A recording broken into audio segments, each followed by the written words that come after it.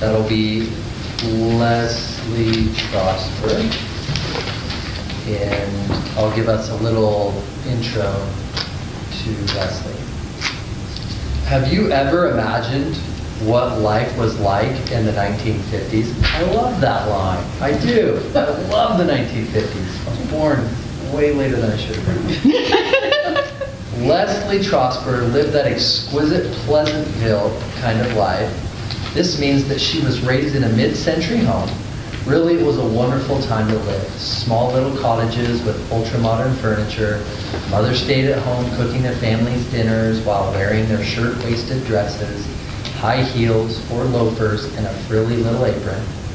Families gathered around their tables in the kitchen for every meal. And once in a while, you would put a little Bing Crosby or McGuire Sisters on the radio. The Bliss home where she was raised was in Denver.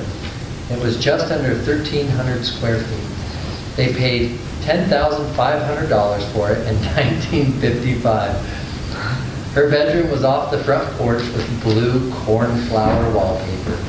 She always shared a room with one or more siblings because eventually there were 7 kids and 2 parents living in a 3-bedroom apartment or a house using 1 bathroom. Her dad was an executive with Ford Motor Company, so they weren't poor. That's just the way people lived in the 50s. It was a time when father knew best. Beaver had a cleaver, and Ricky Nelson was the cutest son on Ozzie and Harriet. That's good. Now go. Leslie will tell you today what it was like trick-or-treating in the 1950s world. This speech is 6 to 8 minutes. Leslie Trosper. I'm going to pass around a few pictures from that, and this is, you have to imagine my 11-year-old self. That's my 11-year-old self.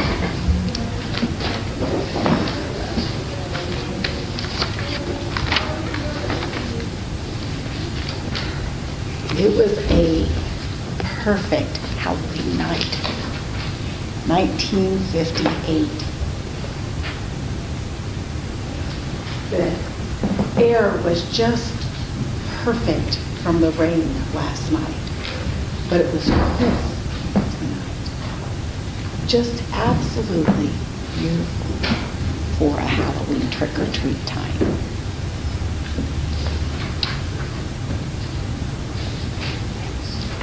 Leslie had to take her little brothers and sisters, 3 little sisters and 1 little brother, trick-or-treating this time because Mom, even though she spent all night making the costumes, was a little pregnant. And so she couldn't go out, and Dad was on a business trip. So Leslie took the younger siblings out. But it didn't matter because this was 1950s world, Pleasantville. Nobody had any concerns or worries about little kids wandering out trick-or-treating by themselves. It was a wonderful time. I was dressed in a blue geisha girl costume that my mother had made with a big red sash. My hair was piled on my head in geisha girl style with chopsticks, finishing out the outfit. We had so much fun. We knew exactly where we wanted to go and which neighbors gave which treats. So off we went, me with my little kids. I was a very sweet, kind, wonderful big sister. And so I went off and we went first to the Samick's. They gave us a popcorn ball. And we couldn't wait to get home and eat it. Next door we went to the Levitt's and they gave us homemade chocolate chip cookies. Then we went over to the Selman's house. Trick or treat. Oh, my sister, she was the clown. And this was terribly embarrassing because she would go, trick or treat, smell my feet, give me something good to eat. Oh, so annoying. I tried very hard to push her to the back of the group so she wouldn't embarrass us. Heaven, Mom and Dad would be so embarrassed if she was so impolite.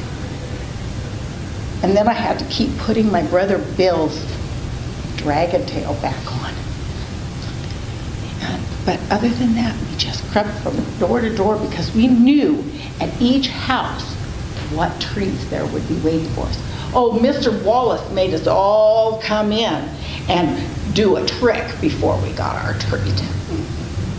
And then we went to the Bell's house, and of course, Mr. Wallace gave us Hershey's Kisses, so we had to go wash my little brother Billy's hands because he had chocolate all on his hands and his face, and so we had to wash his hands. But then we went out, and everybody said, thank you, thank you, thank you. Smell my cake, give me something good to eat.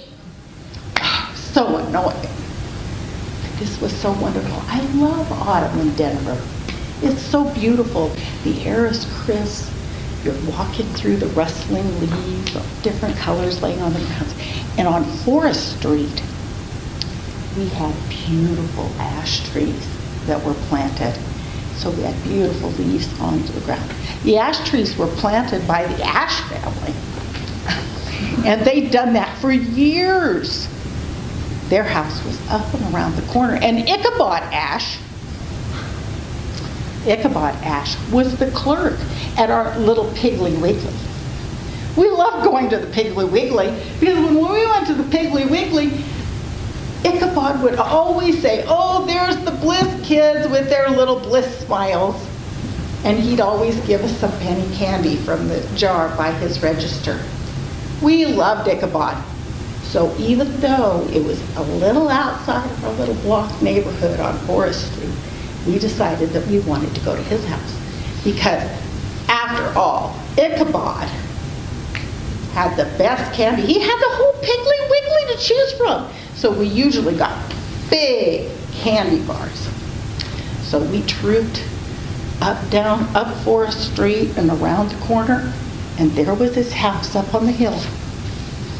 It was a little odd. It was old. It had been there for a long time, and it was a little on the hill. And it looked a little out of place now because it was around all of these suburbs.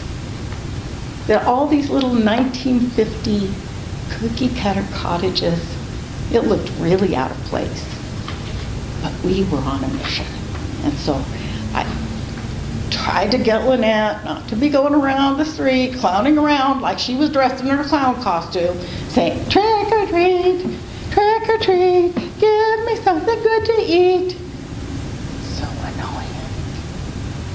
So we got to the house. Oh.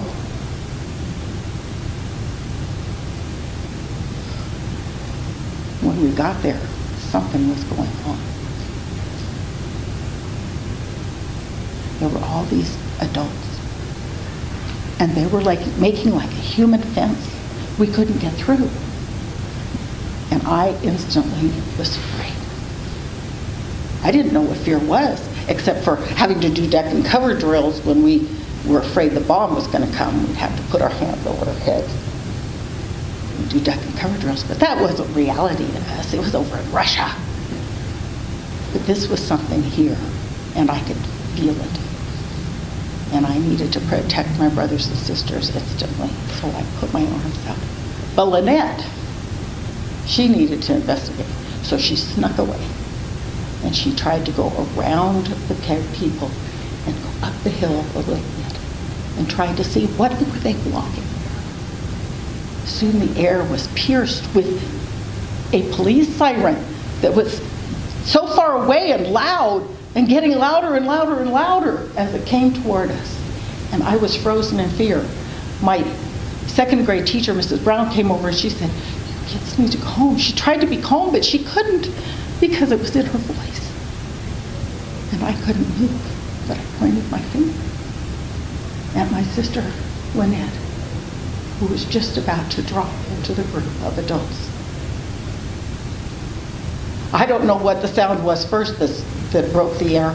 Was it the whistle of the policeman as he tried to break through the group? Or was it my sister's scream? Ah! The crowd immediately broke away. And there, under the ash tree that had fallen down the hill, bones, human bones. Hallelujah. we would never be the same.